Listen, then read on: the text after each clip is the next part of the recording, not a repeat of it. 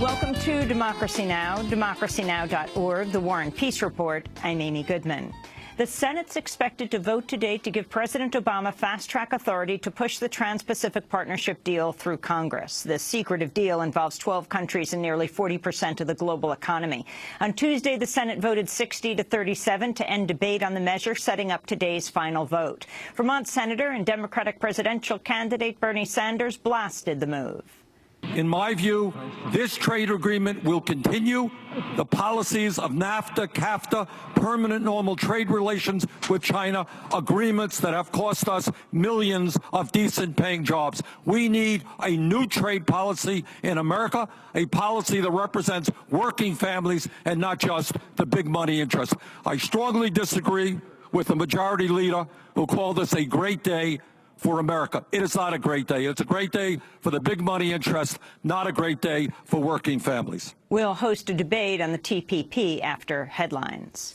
South Carolina lawmakers voted overwhelmingly Tuesday to consider removing the Confederate battle flag from the grounds of the state capitol in the wake of the massacre of 9 African-American churchgoers in Charleston. The vote came as hundreds of protesters rallied against the flag, which was embraced by the white shooting suspect, Dylan Roof. Charleston City Council President J. Elliott Sumney was among those calling for the flag to go. And the Lord don't want that flag flying on our State House grounds. Yes, sir. It's time for the Senate and the House to act. And if they don't do it today, the word will be that we'll be back. And we're going to keep coming back until that flag is down and put in the museum. It's time for South Carolina to show the world who we are as a people. Slain pastor Clementa Pinckney is lying in state at the South Carolina Capitol today. It's unclear if the Confederate flag will remain flying outside. This is a tweet of Congressmember James Clyburn. He says current South Carolina law may require 2/3 vote to remove the Confederate battle flag, but legislators could change that law with a simple majority. And then he's got the hashtag Take It Down. Meanwhile, protests against the flag have spread. Mississippi House Speaker Philip Gunn has called for removing the Confederate emblem from the state flag, while Virginia Governor Terry McAuliffe took steps to remove it from vanity license plates. Senate Majority Leader Mitch McConnell has boosted calls to remove Confederate President Jefferson Davis's bust from the Kentucky state capitol. Companies including Walmart, Amazon, eBay, Sears, and Etsy say they will ban Confederate flag products, and Google said it would remove the flag from its shopping service and ads. A new tally has confirmed white supremacists have killed far more people in the United States since 9/11 than Muslim extremists.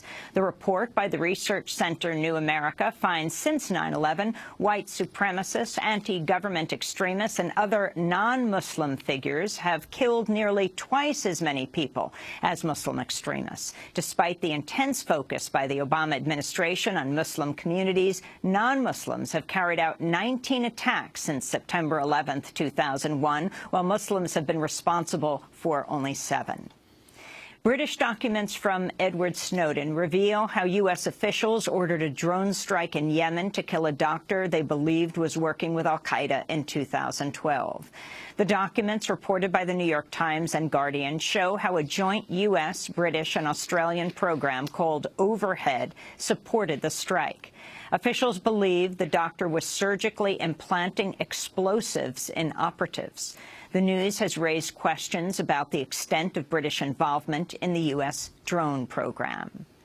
In northeastern Nigeria, at least 42 people have been killed following attacks by Boko Haram militants on 2 villages. The attacks Monday and Tuesday coincided with 2 deadly suicide bombings in nearby areas, one by a girl believed to be 12 years old. The self-proclaimed Islamic State has destroyed 2 ancient shrines around the Syrian city of Palmyra. Pictures appear to show the shrines being blown up and reduced to rubble. ISIL seized a 2,000-year-old UNESCO World Heritage Site in May. France has summoned its U.S. ambassador following revelations by WikiLeaks the United States has spied on the past 3 French presidents. Documents published by WikiLeaks show the National Security Agency spied on President François Hollande and his 2 predecessors from 2006 to 2012, including listening to and recording cell phone conversations. The revelations follow prior disclosures by Edward Snowden. The U.S. bugged German Chancellor Angela Merkel's cell phone. Greek Prime Minister Alexis Tsipras is meeting with European creditors today in Brussels in a bid to avoid default at the end of the month. In a Twitter post today, Tsipras said some creditors have not accepted Greece's latest proposals for aid, which include restricting early retirement and increasing the sales tax and pension contributions. Protesters have continued to call for Tsipras-Syriza party to comply with their election pledge to end austerity. The United States will deploy tanks and other weaponry across 7 countries in Eastern Europe. Speaking during a visit to Estonia, Defense Secretary Ash Carter said each set of equipment would be enough for a military company or battalion. We will temporarily stage 1 armored brigade combat team's vehicles and associated equipment in countries in Central and Eastern Europe. This pre-positioned European activity set includes tanks, infantry fighting vehicles, and artillery. Estonia, as well as Lithuania, Latvia, Bulgaria, Romania, and Poland, have agreed to host company-to-battalion-sized elements of this equipment, which will be moved around the region for training and exercises. The announcement comes a day after Carter said the United States would send troops and equipment for a new NATO rapid response force to guard against potential Russian aggression. United Nations peacekeepers in the Central African Republic have been accused of sexually abusing street children in the capital, Bangui. UN spokesperson Stefan Dujarric said the allegations are under investigation. Medical care and assistance is now being provided to the alleged victims. If the allegations are substantiated, this would constitute a grave violation of UN principles and the Code of Conduct for UN peacekeepers. The member states would be requested to take swift and appropriate punitive action. The news comes after an internal UN report surfaced in April detailing the alleged sexual abuse of children by French and African troops in the Central African Republic. The report was leaked to French prosecutors by a UN whistleblower who was suspended, making him the only person so far to be punished over the sexual abuse allegations. The Obama administration's poised to change its policy on private ransoms for hostages. While the U.S. will continue its policy of refusing to pay ransoms to groups like the self-proclaimed Islamic State, it'll stop threatening to prosecute families who raise private ransoms for their loved ones. The mother of U.S. journalist James Foley, who was beheaded by ISIL last year, said the government threatened prosecution if her family tried to raise his ransom. Video has emerged showing hundreds of immigrant women and children being held at a private family detention center in Dilley, Texas, protesting during a tour of the facility by Democratic lawmakers. Footage shot by a Congress member and posted by BuzzFeed shows the women and children chanting Libertad and holding protest signs made from pillowcases and bed sheets. Meanwhile, a federal judge has ordered authorities to return a woman and her 12-year-old daughter to the United States after they were deported to Guatemala on Friday. The judge said he would have blocked the deportation if he'd known it was going to happen. The pair were victims of domestic violence who'd been held in a Pennsylvania detention center for a year. In Honduras, Miguel Facussé, dubbed the palm plantation owner of death and one of Honduras's wealthiest and most powerful figures, has died at the age of 90. Facussé and private security guards with his company Dinant were accused of taking part in violent land grabs and dozens of murders of campesino land activists in Honduras's Aguan Valley as he sought to expand his palm oil fortune. U.S. diplomatic cables published by WikiLeaks showed the United States knew of Facussé's role in cocaine trafficking, but continued funding Honduras's military and police, who reportedly worked closely with Facussé's guards. He backed the 2009 coup that ousted Honduran President Manuel Zelaya. His personal airplane was used to fly Foreign Minister Patricia Rodas out of Honduras against her will, a story Rodas later told through a translator on Democracy Now! Yo fui expulsada.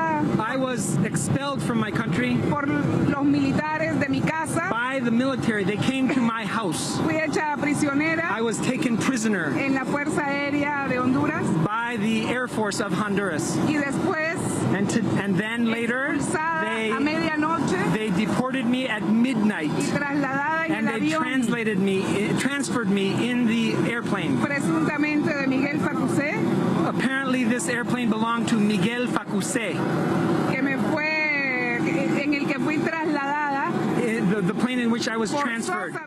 In response to Facussé's death, Chuck Kaufman of the Alliance for Global Justice told Colorado radio station KGNU, quote, "A prince of darkness has returned to hell."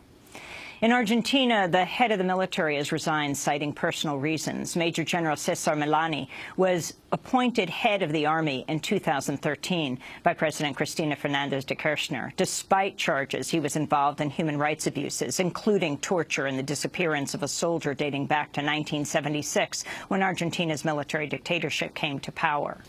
And here in New York, the Stonewall Inn, the site of an uprising that helped launch the modern LGBT movement, has been granted landmark status by a city commission. The Stonewall uprising began the morning of June 28, 1969, when members of the gay community decided to fight back against a New York City police raid on the Greenwich Village gay bar. Stacy Lentz, co-owner of the Stonewall Inn, praised its new landmark status.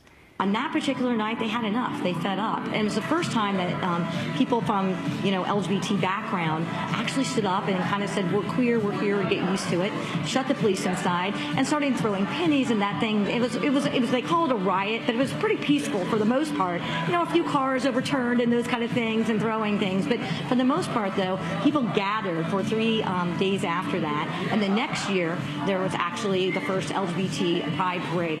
And those are some of the headlines. This is Democracy Now!, democracynow.org, The War and Peace Report. I'm Amy Goodman. And I'm Juan Gonzalez. Welcome to all of our listeners and viewers around the country and around the world.